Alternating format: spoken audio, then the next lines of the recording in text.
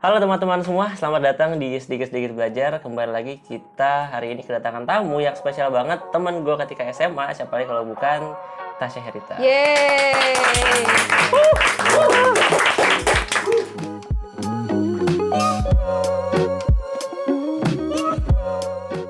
Pas zaman itu sih gue nggak kepikiran ya kalau misalkan apa yang gue jalanin ternyata bisa menghasilkan uang gitu.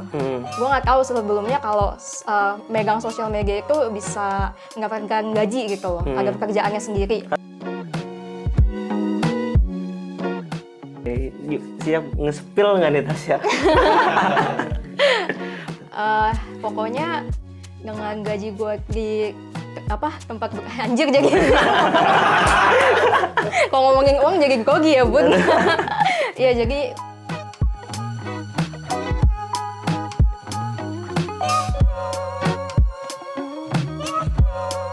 Oke, kita langsung ngobrol aja Tasya. Gimana nih? boleh. Kita mungkin boleh perkenalan diri dulu Tas. Ini kamera lu yang di sini, ini kamera ke lu juga, sama itu Iya. ke gue. Oke, jadi gue kayak kesini ya. Boleh. Oke, hai semuanya. Jadi nama gue Tasya. Sekarang gue lagi kuliah di Universitas Brawijaya semester 7. Terus sekarang juga lagi ada kesibukan lain selain kuliah yaitu kerja gitu. Oke, keren banget udah kerja. Jadi guys, berhubung judul video ini adalah cari cuan di dunia digital marketing, kita mau tanya dulu kesibukannya. Gimana Tas? Sekarang kesibukannya gimana? Gak usah tegang-tegang gitu. Kalau mau minum boleh minum gitu. Nggak tegang kok. Tenang aja. Iya, jadi kesibukan gue sekarang gue itu bekerja di salah satu online shop roti yang ada di Jakarta Utara. Itu gue sebagai admin yang bales-balesin chat dan juga handle sosial medianya yaitu Instagram. Terus kesibukan yang kedua, sekarang gue menjadi copywriter dan TikTok editor di salah satu digital agency yang ada di Jakarta Barat. Oh, gitu. ini nggak boleh sebut merek kan? Digital agency-nya. Enggak. Nggak boleh? Oke. Rahasia bun. Oke.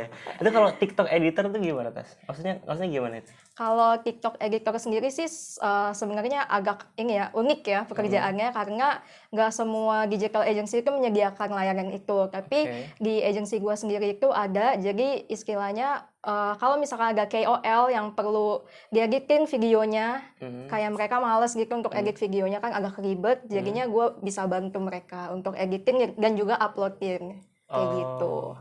Oke. Berarti tadi itu di digital agency namanya ya? Iya. Oke, tapi sebenarnya digital agency tuh apa sih gitu buat orang-orang awam ini biar pada tahu? Jadi digital agency itu kayak dia adalah suatu usaha yang memberikan layanan untuk para bisnis gitu atau para influencer juga yang mau mengembangkan diri mereka melalui Instagram, TikTok dan sosial media lainnya gitu. Oh, jadi kalau orang mau jadi kayak cabutan PR bukan bahasanya? Beda lagi. Oh, beda lagi. Oh, bedanya apa? Kalau misalkan digital agency fokusnya itu ke desain, terus kayak ide-ide kontennya kayak gimana. Sedangkan kalau PR kan lebih ke gimana cara mereka mengkomunikasikan suatu brand kepada si konsumennya kan. Misalkan ada terjadi something gitu, jadi mereka yang lebih bisa memberikan respon gitu. Oh gitu. Jadi kalau PR tuh nggak sampai desain? Enggak. Oh, tapi kalau digital agency sama konsep-konsepnya, sama publikasinya, sama desainnya, Betul. semua all in all gitu. Iya, all in all. Dan biasanya yang klien-kliennya itu tuh berarti personal atau brand-brand?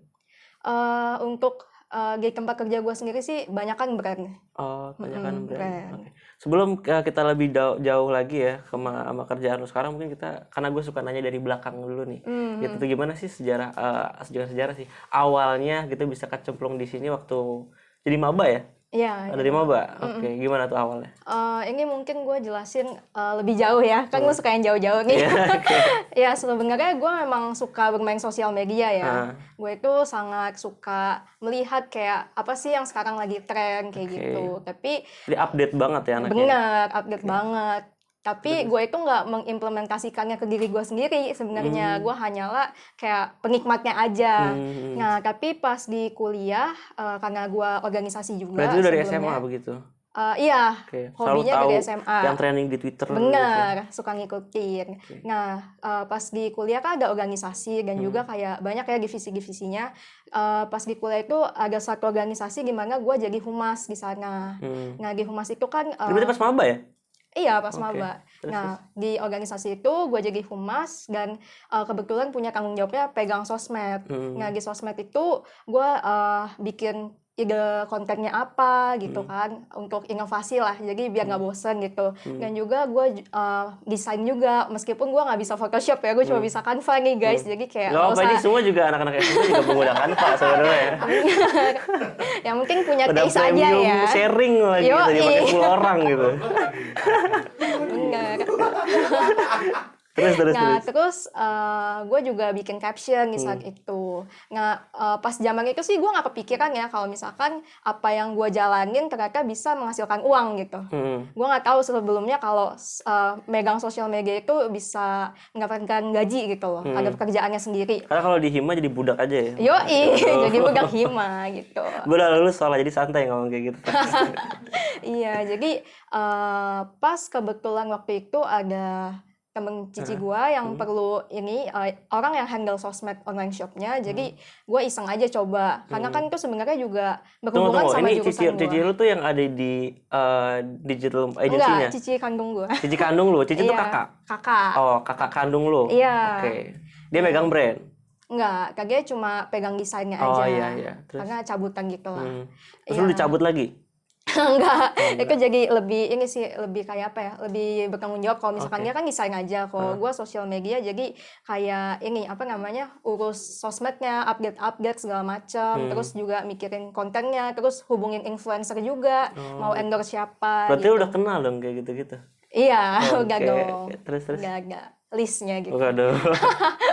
Iya, jadi di saat itu gue memberanikan diri aja gitu untuk tanya ke si kenalan itu, oh lagi perlu ini ya admin dan sosial media admin juga gitu yang handle Instagram. Kalau boleh aku coba, aku mau dong gitu. Kita percobaan dulu deh 3 bulan. Kalau misalkan oke, ya udah lanjut. Kalau misalkan kurang suka, ya udah jadi stop aja gitu kan. Nah untungnya si kenalan ini mau memberikan gue opportunity gitu. Walaupun gue sebelumnya belum punya pengalaman ya kalau di dunia Ini kerja. langsung ke brandnya apa langsung masuk ke agensinya tadi? Ke brand, Oh, belum ke belum ke agency. agency, oke. Iya. Jadi ini masih freelance lah berarti. Iya, asalnya. masih Oke. freelance. Terus? Ya gue jalanin sambil kuliah, ternyata bisa ke-handle semua dan juga bisa membantu si kenalan gue ini dengan adanya gue di posisi tersebut. Jadinya tetap lanjut terus kerjaan itu. Nah, terus barulah beberapa bulan kemudian pas gue lagi makan gitu sama nyokap, ada si owner yang punya digital agency ini, kita lagi ketemuan. Terus dia nanya ke gue kan, kesibukannya sekarang apa nih? Kan lagi online gitu kan, karena pandemi guys. Jadi jadi gue kuliah online, walaupun gue kuliah di Malang, tapi gue di Jakarta gitu kan. Nah jadinya gue bilang gue kuliah tapi sambil kerja juga nih, handle sosmed si All Shop ini. Terus All dia Shop-nya apa itu?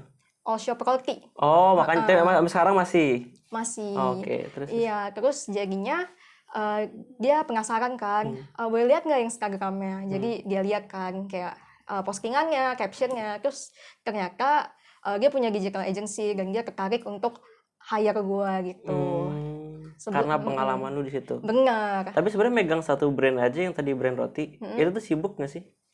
Sebenarnya sibuk ya, apalagi gue kan jadi admin juga ya, jadi yang terima pesanan juga segala macam, itu pasti sibuk. Jadi memang harus pinter-pinter ngatur waktu sih sebenarnya. Nggak, itu nggak job desk lu secara rinci yang pertama di apa namanya di All Shop Roti itu gimana? Jadi adminnya terus ngirim paket-paketnya juga Iya, bagaimana? jadi nyangkut lagi. Jadi itu apa namanya? Jadi di All Shop itu gue jadi admin itu jadinya membalas chat customer yang mau pesen roti, terus yang misalkan memberikan mungkin feedback gitu, positif maupun negatif ya, itu juga gue yang respon. Terus karena dia jualan di Tokopedia juga, jadi gue juga urus stok Tokopedianya masih berapa, terus jawabin juga, terus urusin pengirimannya juga, mau kirim jam berapa gitu. Pokoknya ya banyak ya. Terus untuk yang sosial medianya yang tadi kayak gue hubungin influencer untuk endorse, terus juga upload story, kayak orang ada yang nge-tag kan foto rotinya, terus gue repost gitu, terus gue bilang thank you segala macam. Tapi gue pengen nanya nih, gue bukan orang yang merhatiin SG influencer sebenarnya. Gitu, kadang kalau ya influencer terkenal gitu ya gue skip aja kalau titik-titik gitu. Tapi emang sebenarnya seberapa efektif dan efisien sih kita mengendorse si influencer itu menurut lu? Menurut opini gue sendiri sih, karena ini ngomongin yang roti ya. Iya. Kalau yang roti biasanya gue lebih tertarik untuk endorse influencer yang food blogger gitu. Oke. Bukan yang kayak influencer yang dia terima endorse segalanya. Oh, kayak Anya Geraldine itu nggak masuk. Iya, jadi gue cuma endorse yang food blogger. Karena menurut gue pribadi, karena gue sebagai orang yang juga suka liatin story-nya food blogger, gue ini jadinya kayak apa ya, gue tuh kalau melihat konten mereka, gue penasaran hari ini mereka rekomendasiin makanan apa ya gitu. Jadinya kayak lebih ngeliatin aja, lebih detail gitu ngeliatinnya. Kayak oh ada makanan ini di daerah sini, ternyata enak, pengen coba deh kapan-kapan kayak gitu. Sedangkan kalau misalkan influencer yang kayak lebih terima berbagai macam jenis endorse, gue lebih skip sih. Oh gitu. Oke. Tapi gue pengen nanya lagi nih. Sebenarnya kalau misalnya lo mau meng-endorse sebuah influencer, itu dikasih ini nggak sih poin-poin yang harus disampaikan dari brandnya itu? Misal ini rotinya empuk banget, atau ini dibuat dari apa alami gitu-gitu. Ya biasanya sih kita kasih yang namanya SOW, yaitu scope of work gitu ya. Jadi scope of work. Oke. Ya, jadi kita lebih briefing sih, misalkan mau diposting di IG story atau di Reels atau di TikTok gitu kan. Terus tag account kita, terus mungkin kasih keyword aja sih, misalkan nama produknya, terus dia ada berapa warna. Misalkan kalau ada warnanya ya, kalau barang, kalau misalkan roti kan ada berapa rasa gitu kan. Terus paling di info aja harganya berapa. Terus kasih value yang kasih tahu dia produk knowledge-nya, yang kayak kasih tahu value-nya, misalkan roti ini tuh empuk gitu, lebih empuk daripada roti lain karena roti ini premium, istilah kayak gitu. Jadi memang ada beberapa kata yang kita kasih input gitu. Tapi dari lo memberi ruang untuk mereka memberi review jujur nggak? Iya dong. Oh iya. Apa pasti, semuanya harus wah gitu? Enggak, jadi pasti biasanya gue itu pas lagi approach si influencer kan gue bikin satu kalimat gitu kan untuk kayak ajak kerjasama. Itu biasanya gue info kalau misalkan si ownernya bolehin honest review, ya udah gue tulis ya boleh kakak berikan honest review gitu. Oh gitu. Jadi nggak gimmick semua ya? Nggak gimmick semua. Tapi banyak yang gimmick. Ya tentunya banyak ya. Ya gitu deh. Terus berarti kan dari abis kenal sama si owner digital agency itu gimana? Jadi kan dia offer kerjaan sebagai copywriter ya. Tadinya jujur aja gue masih maju mundur, karena kan waktu itu gue mau kuliah semester 5. Gue mikirnya semester 5 itu gue ambil mayor minor kuliah. Jadi gue berpikir kayak... Oh yang manajemen tadi kan ya? Iya, gue manajemen. Minornya apa? Mayor gue pemasaran, terus minor gue keuangan. Gitu, jadi gue awalnya mikir kalau misalkan gue ambil gimana ya, karena gue tipenya juga yang masih mau maintain IP gue sebenarnya. Gue tetap mau lulus dengan nilai yang bagus. Tuntutan gitu kan. orang tua ya? Enggak sih, kemauan gue sendiri. Kemauan lu sendiri, oke. Iya. Terus setelah dipikir-pikir dan juga gue sambil discuss juga sama owner ya, maksudnya boleh nggak cobain dulu gitu. Maksudnya pegangnya jangan langsung banyak brand gitu, baru 1 atau 2 dulu. Jadi ya udah, ownernya bilang boleh. Jadi gue coba pegang 1 dan 2 brand itu. Dan taunya bisa gitu, bisa ke-handle semua. Jadinya tetap lanjut sampai sekarang. Itu megang brandnya apa? Yang dulu itu pertama kali ya, pertama kali pegangnya kayak arsitek gitu, kayak interior segala macam. Terus yang satu lagi makanan anjing. Makanan anjing? Iya. Oke, itu ada ikut digital agency? Iya. Oke, tapi susah nggak sih kalau gimana ya? Kalau kita tuh, lo sebagai digital agency bekerja dengan banyak brand yang dimensinya itu beda-beda gitu. Karena lo harus tahu makanan anjing mana yang enak kan, mana yang nggak enak gitu. Iya, benar-benar. Karena gue juga tipenya orangnya, maksudnya suka belajar yang baru gitu. Wah, kan. Gila, pas banget ini untuk SSB ya. Jadi kayak maksudnya itu nggak memberikan gue ketakutan gitu kan. Jadi gue malah seneng kayak gue bisa tahu hal baru. Misalkan tadinya interior gue nggak tahu tuh, maksudnya ada jenis yang minimalis lah, ada yang kayak apa namanya? Apa ya? Saya nggak tahu. Apa ya namanya? Yang kayak unfinished gitu loh. Oh, industrial. Iya, industrial. Tadinya gue nggak tahu gitu kan, ada nama-namanya. Ini aja lupa guys. Karena udah nggak handle. Terus. Iya, jadinya jadi tahu. Terus di yang makanan anjing misalkan, kan kayak kita harus tahu misalkan si anjing itu bolehnya makan apa sih. Oh, ada haram juga kalau buat anjing? Ada dong, maksudnya kayak mereka di pencernaannya nggak boleh makan serius ada gitu? Buah gitu, misalkan buah apel gitu. Itu beda-beda anjing apa gimana?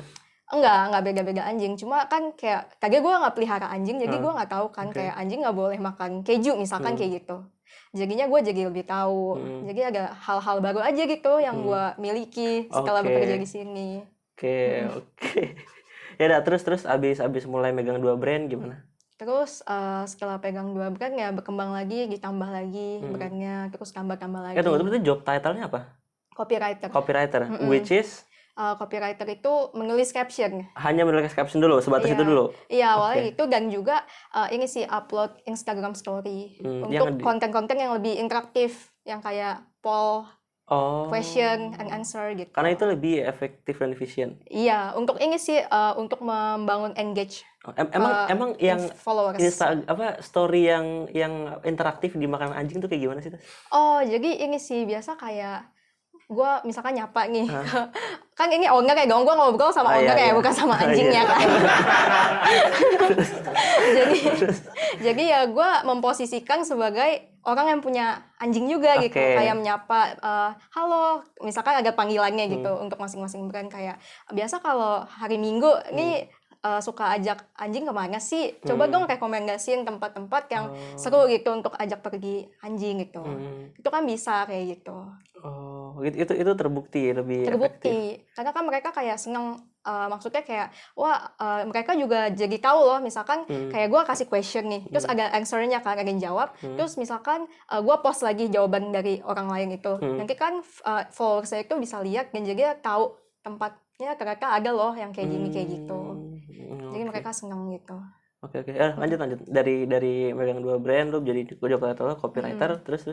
Iya, kalau sekarang udah pegang 5 brand. 5 brand? Kayak apa tuh? Apa aja? Jenisnya bidangnya aja. Bidangnya ya, makanan anjing masih. Terus bulk store itu kayak toko curah. Oh iya, tuh temen gue ada yang mau bikin tuh bulk store. Iya, terus sewa gaun. Pengantin. Sewa gaun pengantin. Mungkin kalau ada yang mau nikah nih. Terus nggak bercanda guys. Apalagi. Terus ini action figure, toko action figure. Sama yang terakhir itu sportwear. Untuk cewek tapi. SSB nerima sponsor loh, Tas. Oh gitu. Boleh dikasih tahu. Boleh. Kita nerima apa aja. Boleh. Nanti ya. Oke. Terus ya berarti lu sekarang lu megang 5 brand itu terhandle gitu. Terhandle, dan 1 KOL. KOL apa? Yang itu, yang gue jadi editor TikToknya. Itu untuk seorang influencer. Oh ya, nggak boleh disebut namanya. Jadi lu megang TikToknya dia, lu bikin? Iya, handle dan editing. Itu lu mikirin ini nggak? Mikir apa ya? Konsep branding si orang ini. Itu lu mikirin apa lu tinggal ngeditnya aja? Itu arahan dari beliau? Jadi kayak nggak boleh. Soalnya dibalik. Jangan didengar. Maaf ya. Itu apa namanya? Untuk gue ini sih awalnya nyesuaiin karena sebenarnya kan dia influencer yang udah lumayan terkenal ya, cukup terkenal, dan dia udah membangun brand image-nya sendiri gitu. Dia yang tipe cheerful gitu. Jadi tadinya gue menyesuaikan aja, gue hanya editing videonya. Tapi misalkan kalau gue lagi nemu nih di TikTok video yang viral gitu, kayak dance apa gitu, kayak sikok bagi dua gitu misalkan ya udah gue kayak infoin kalau mau bikin boleh nih gitu. Gitu. Terus kayak gitu. Kalau biasanya kan influencer tuh ada yang ujung-ujungnya jadi food blogger kah, ada yang ujung-ujungnya nge-review tempat, travel blogger kan. Itu lu bantu mikirin juga nggak? Karena waktu itu dia lagi ke luar negeri, jadi gue suka infoin kayak di tempat ini ada yang bagus loh, coba kesini gak. Jadi istilahnya dia kontennya lebih memberikan rekomendasi tempat-tempat yang bagus di negara tersebut. Oh gitu. Pas abis itu jadi niche-nya kesana nggak? Iya, jadi kesana. Oh, jadi kesana arahnya. Karena itu yang paling lebih laku. Iya, benar. Oke. Berarti sekarang ini lo adalah karyawan tetap? Iya. Si digital agency ini? Oke. Siap nge-spill nggak nih, Tasya? Atau ininya lah, kan kita ya mahasiswa juga pengen tahu gitu, worth it nggak sih kalau gue kesana gitu. Nggak usah angkanya, tapi senyamannya aja lah gitu. Misal dapat 1 vario per bulan gitu, atau gimana gitu, boleh gitu. Pokoknya dengan gaji gue di tempat anjir jadi kalau ngomongin uang jadi grogi ya bun. Iya, jadi kalau misalkan diomongin totalnya dari 2 tempat gue bekerja ini, ya puji Tuhan cukup lah ya untuk membayar kuliah gitu. Untuk bayar kuliah Iya, sendiri. jadi di atas UMR lah. Oh, aduh. Jadi sarjana nggak usah nih? Ya, tetap sarjana dong, tetap harus sarjana. sarjana. Oke, mantap. Oke, lanjut Tas. Jadi gini, kita kan berarti lu kan sudah ada pengalaman gitu di dunia digital agency, udah beberapa banyak megang brand juga. Cuman kebanyakan mahasiswa kayak gue gitu yang merupakan alumnus dari sebuah hima, ya kan lu juga kan. Iya. Tapi udah capek Bukan diperbudak ya. hima sih, organisasi. Oh, organisasi aja. Nah, itu kalau lu juga sempat di organisasi, apa sih yang lu kritik dari humasnya organisasi dulu atau secara keseluruhan di organisasi mahasiswa gitu, dan kalau bisa diberi masukan gitu. Oke. Terlalu kaku kah atau terlalu gimana gitu? Sebenarnya terlalu kaku itu enggak ya, tapi menurut gue ini di dalam digital marketing ya, yang paling penting itu kan planning ya. Jadi kita untuk membuat konten yang bagus, berkualitas, dan juga bisa diterima dengan baik oleh si followers itu adalah dari planning yang bagus gitu. Sedangkan kalau di organisasi entah kenapa tuh semua serba dadakan dan nggak terplanning dengan rapi gitu. Jadi hasilnya kurang maksimal. Karena sebenarnya menurut gua banyak banget orang-orang di organisasi yang punya ide dan kreativitas yang oke. Tapi karena kurangnya si planning itulah jadinya pas udah posting nanti ada typo lah, nanti ada ini itu yang harus direvisi. Jadi kurang aja gitu menurut gue. Oh, berarti di planning. Tapi sebenarnya step-step planning yang diterapin yang atau menurut lu yang harusnya mereka terapin tuh kayak gimana sih?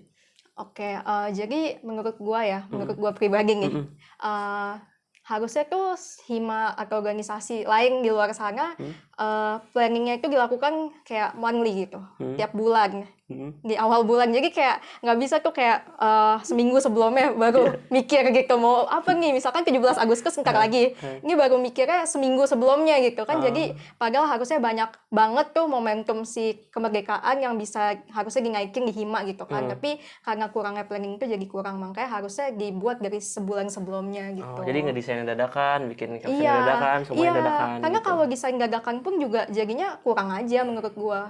Kayak segi desainnya jadi kurang berkualitas, terus dari isinya juga jadinya kurang nyampe aja ke followersnya kayak gitu. Oke, mantap. Terakhir kita mau ngomongin tentang ini potensi lah gitu ke depannya gitu. Oke. Kalau jangan situ dulu deh, ini dulu. Tas. Apa? Itu kan ke branding ke hima kan. Kalau buat ke pribadi ada saran nggak gitu? Soalnya belakangan ini kalau gue lihat IG gue ya, IG gue tuh nggak ada foto gue jadinya gitu. Gue jadi merasa insecure. gue ada nggak sih gitu. Oke.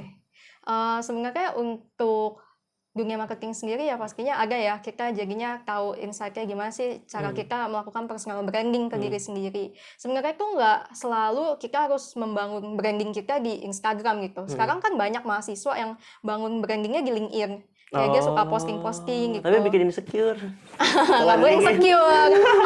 harus mengenali potensi dong diri sendiri. Jadi lebih pede. Oh gitu. Iya. Jadi menurut gue personal branding juga penting karena personal branding itu bisa membantu kita mengenal diri kita sendiri. Kenal diri kita sendiri gimana tuh? Iya. Jadi ibaratnya kalau misalkan nih sebelum membangun personal branding, kita pasti mikir kan plus kita apa sih sebenarnya yang bisa kita jual di dalam diri kita tuh apa sih, kemampuan kita apa. Kalau misalkan kita aja nggak tahu, gimana orang lain tahu? Menurut gua kayak gitu. Jadi makanya sebenarnya kita harus kenalin diri kita sendiri dulu, tujuan kita mau kemana, kita harus tahu itu. Barulah nanti kita bisa nge-build kayak potensi kita.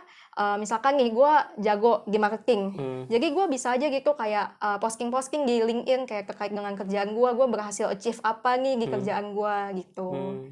Gitu istilahnya untuk personal branding sendiri. Jadi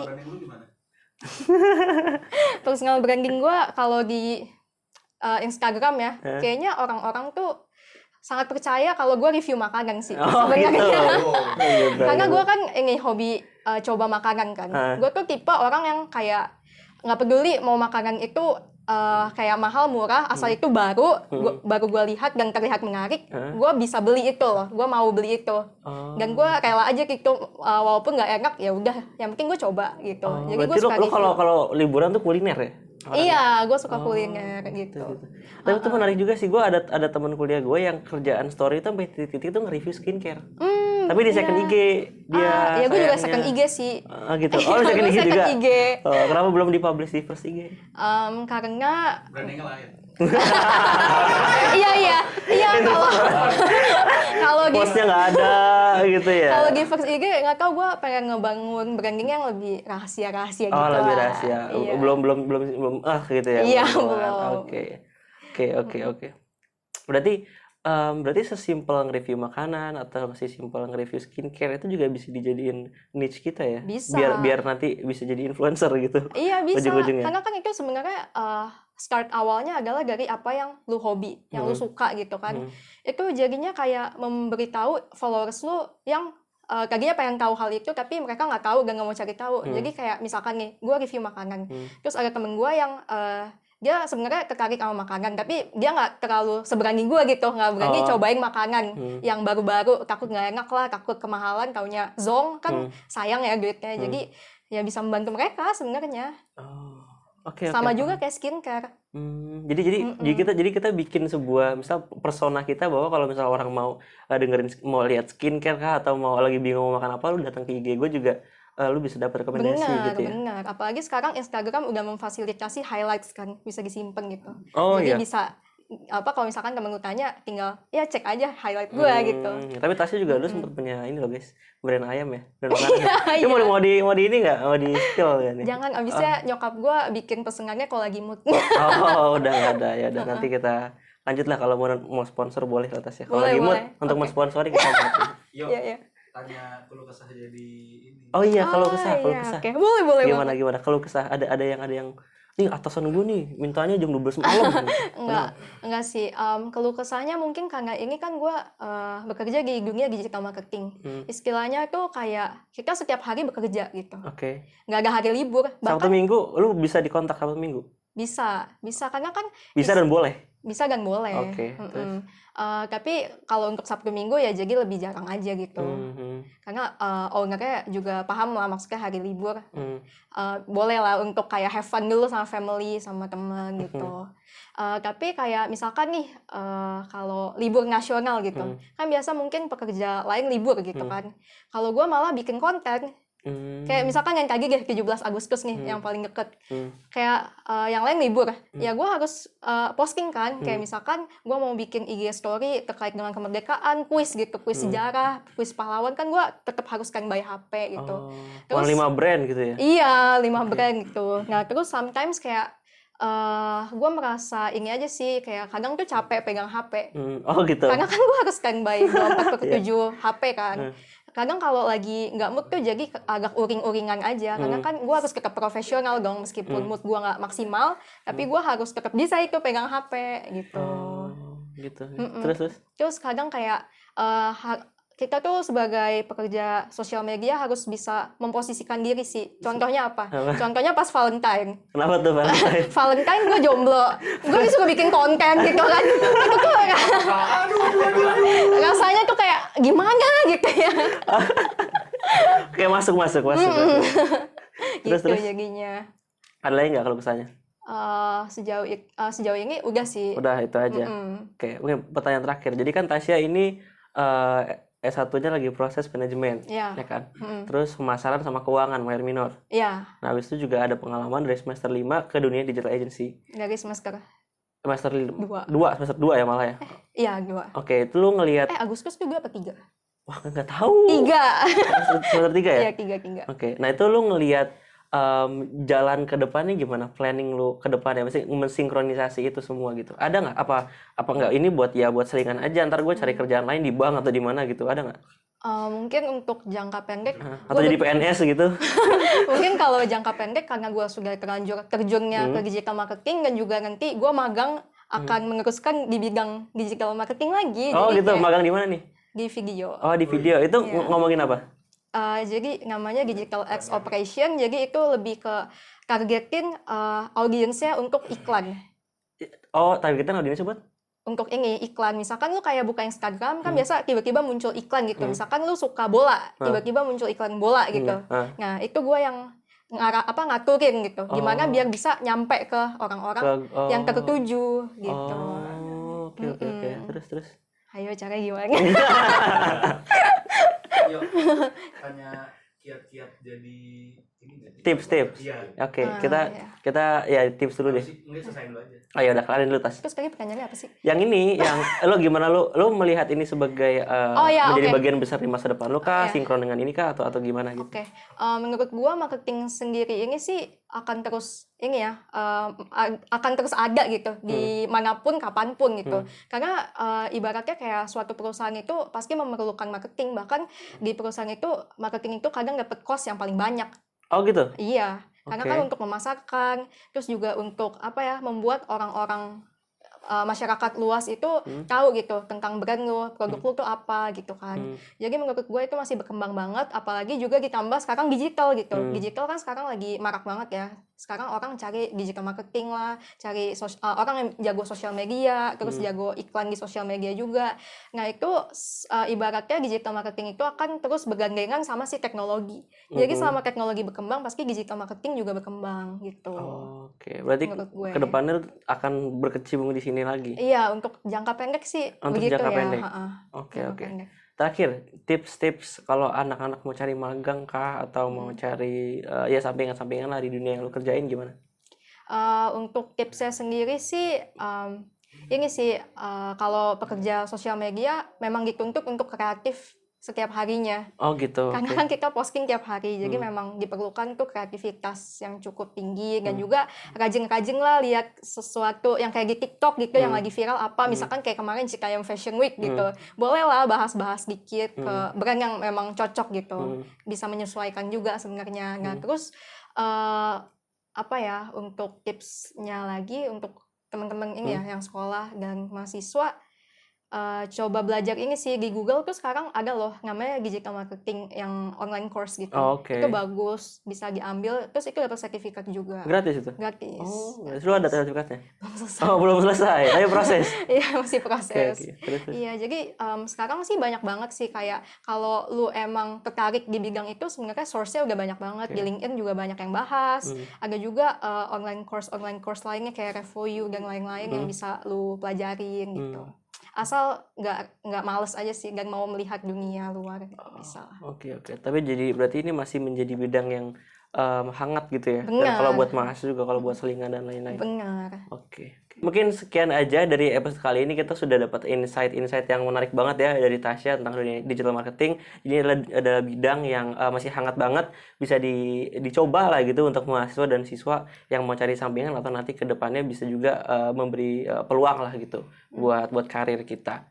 Gitu. Dan karena SSB belum bisa bikin online course ya, bisa ke Google atau ke yang tadi Tasya ceritain gitu. Doain kita bisa bikin online course. Terakhir jangan lupa di like, subscribe, atau kalau misal mau minta bahas topik-topik, bahas ini doang, bahas keuangan kah, atau bahas bisnis, bahas startup, atau bahas apa, bisa DM IG aja atau di komen di YouTube ini biar rame.